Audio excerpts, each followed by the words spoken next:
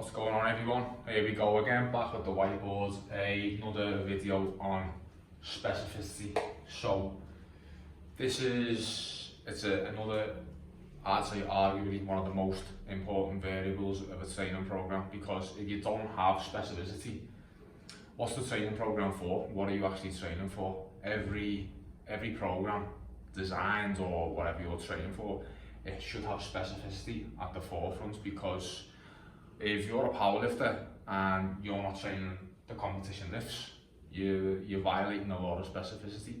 Same if you want to get bigger. If you're not doing certain movements that lend themselves to get bigger, you're just violating the law of specificity again.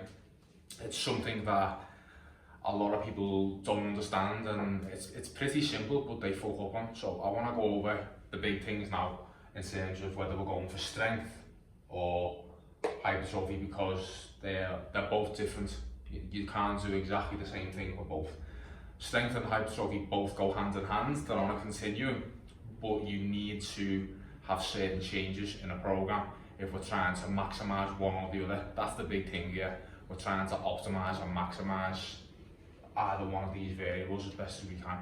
Now, I don't know how many times I see, so someone wants to get bigger, okay, and I look at their program and they're doing all sorts of sets of 3 heavy doubles, and they're training like a powerlifter, but they want to get bigger. It just doesn't make any sense. It's the same with someone who is training for strength. They're trying to get stronger, but then they're doing sets of 15 on a leg curl or a leg extension. Now, obviously, these type of movements will lend themselves for you actually getting stronger down the line, but it doesn't happen instantly. Now, this is where phase potentiation comes in, when you have a certain phase of training which leads into another. But I'm getting into the actual, okay, this is your program that you're running now for the next 4 to 8 weeks of a training cycle, and what you're actually trying to achieve from that. When people set it up all wrong. So I want to go over both strength and hypertrophy and how you need to go about it in order to optimize each one of these. So first, in a strength block and a hypertrophy block, what rep ranges are we going to train in? Now, most of the time for a strength block, you're going to be in the 1 to 5. You're not going to be in the 6 to 20, because why do we have low reps when we're training for strength? Number one, we need heavier loads so the muscles can make the architectural changes, such as like the pennation angle, things of being able to produce more force. You've also got the neurological efficiency in order to express a maximum amount of force, and you can only do that via sets of 1 to 5 reps. That's just a well-known thing. So if you're trying to get stronger, why are you doing sets of 10? It doesn't make sense. So that's the first thing of why you're going to do 1 to 5 reps. So same with hypertrophy. Why are we doing 6 to 20 reps? Now, if you want to get bigger, doing the old starting strength, fucking 5 by 5, my grip so special, yeah, it might build some muscle, but once you get past that first year or 2 years of training, it's not optimal whatsoever. You can do 5 sets of 5, and you're doing 5 sets, and the amount of work that it takes to get the stimulus that you need, you could have just done 3 sets of 10 or 3 sets of 8. That's 3 sets where you're doing 5 sets there. It's just, there's, as they say, there's many roads to Rome, but that doing it a 5 by 5 if you're trying to get bigger is just plain stupid to me, and it just doesn't make sense. It's well known now within the research that any set that from 6 to 20 reps that are taking close to failure within 0 to 3 reps in reserve, I'm going to give you all the maximal stimulus that you need for hypertrophy. It's just, that is just the facts. So what's a better method if you're trying to get bigger? Just train in that rep range and train close to failure. Don't complicate it. That is the most optimal way to get bigger. Do sets of 6 to 20 over time. Add little bits of weight over time, and you're going to get bigger. It's quite simple. You don't need to be doing sets of 3 and sets of 2 if you're trying to get bigger. You're missing the forest from the trees with this. It just doesn't make sense. But that's just a little overview of rep ranges and where you want most of your work to fall for either phase. Now, what about number of sets? Now, another reason why you might see, it's very typical in strength training and powerlifting itself, to see 4 sets of 5, 5 by 5, as I spoke about, or 5 by 3, or whatever. Why does strength training sometimes have more sets? Now, more sets means more technical exposure to the lift. More, if you do 5 sets of 5, that's 5 first reps, or 5 like the actual initiating of the lift. So that's more technical practice, which lends itself also to the competition lifts as well. You get more practice of actually doing the lift again, which builds more neurological efficiency. So that's why sometimes you can see more sets in strength training or powerlifting style programs. That's one of the main reasons for it. And a lot of strength training work is shy of failure, so sub-maximal work. So they can handle more sets, even though the loads are a little bit heavier, it's sub-maximal work. Whereas with hypertrophy, it's the main goal. Per exercise that you're going to do, most sets are going to be either 2 to 4 sets for each movement. Now that depends whether you're a high intensity style of trainer or someone who prefers a little bit more volume and trains less close to the failure. So between 2 to 4 sets per movement, you're probably very rarely going to go above 4 sets per movement if hypertrophy is the main goal. But slightly different from strength, and that's why.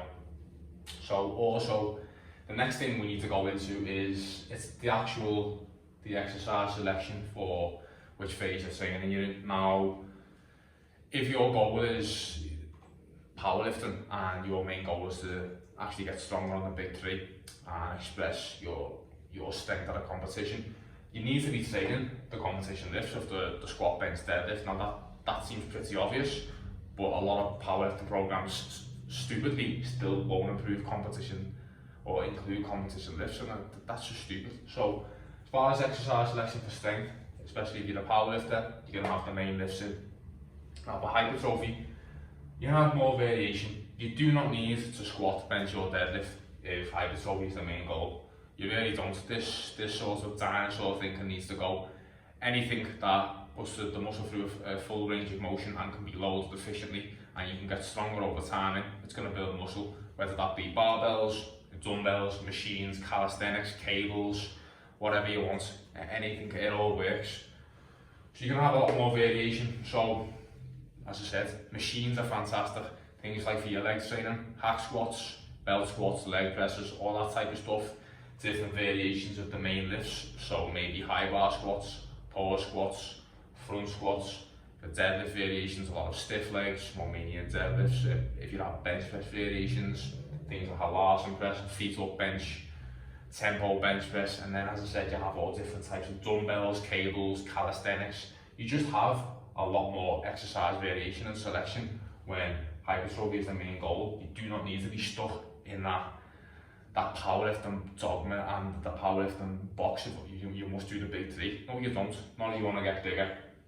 That myth has been debunked a long time ago, but people are still just refuse to let their biases go with the big lifts. So, final thing that we want to go into is, I spoke about this before, is how close to failure you're going. Now with strength, if we're doing sets of 1 to 5 reps, let's say you're doing a deadlift set of 5. If you go to an RPE 10 or max effort on a deadlift, so a set of 5 and you can do no more reps, that's going to fuck your nervous system up so much. The amount of central nervous fatigue and systemic fatigue that puts on the body, it's just not worth it, especially with a deadlift. So that's why you will find a lot of the strength work will be shy of failure. You're going to be around that RPE 6, RPE 7, RPE 8 range where you're going to have like 3, 4 reps in the tank. You're never ever going to push an RPE 10, but you shouldn't do. Some people do, but they're fucking idiots, so you shouldn't anyway. Shy of failure when you're actually training for strength. Now what about if you're going for hypertrophy? Close to failure, 0 to 3 reps in reserve. So there's many ways to do this. There's people who train to failure all the time. That is a method of training. I'm not saying that doesn't work. You can. That's more high intensity style. You can do that. But you can also leave a couple of reps in the tank, maybe 1 or 2 reps in the tank on week 1, and as you progress through a mesocycle of training, and you might get to week 4, week 5, you're getting close to that failure, that 0 reps in reserve, and then you take a deload, rinse and repeat. So there's many different ways that you can approach training to failure. So I never get into that, should you train to failure, should you not? It all depends. There is many ways to do it, but typically you are going to train close to failure if you're trying to get bigger. If you do a set and you could do 6 or 7 more reps, it's going to do fucking nothing for you. It's a waste of time. Now, that's just a an overview on different ways you can organise things, whether your goal is strength and hypertrophy. As I said, you see people who try and combine these too much, and this so-called, you see power building, you know, and in some respects it might work if you have like a powerlifter in an off season who might do like a top single or a top set of 3 or a triple, and then do all their back down work in the 6 to 20 rep range. That's fine. But if you have someone who's doing 50% of their work for the week in the 1 to 5 rep range and then 50% in this range, it's just not the most optimal way to do things. A good analogy for this, I've seen this used by Australian strength coach on Instagram the other week. He's Hafthor Bjornsson, or Thor's coach, one of the best coaches in the world. If you don't know who he is, you should do. But Australian strength coach said that you chase 2 rabbits and you catch none if you go for both strength and hypertrophy in the same phase of training. So that's a good analogy for it. Pick one and maximise that, and then if you want to move to another one, that's fine. The best way to do it, in my opinion, which is a topic for another video, is a couple of months of hypertrophy training into a strength block or a couple of strength blocks. That's the most optimal way to train. You know, you've got to be a bit more, let's say, conscious of the way you're training, and not just doing random shit because some guru on the internet told you to do it. You need to have a real plan behind what you're doing. Now, I'm just hoping this video will give you some tools and just make you think about your training and how you can actually implement some things. So just any comments you have, any questions, drop them below. If you want any more videos like this, give me some ideas. I'm looking to be making a lot of these going forward. I want to be making 1 or 2 of these videos a week. Just give me some ideas, drop them below, and I'll pick the best ones and I'll crank them out. Alright, so talk to you in the next one.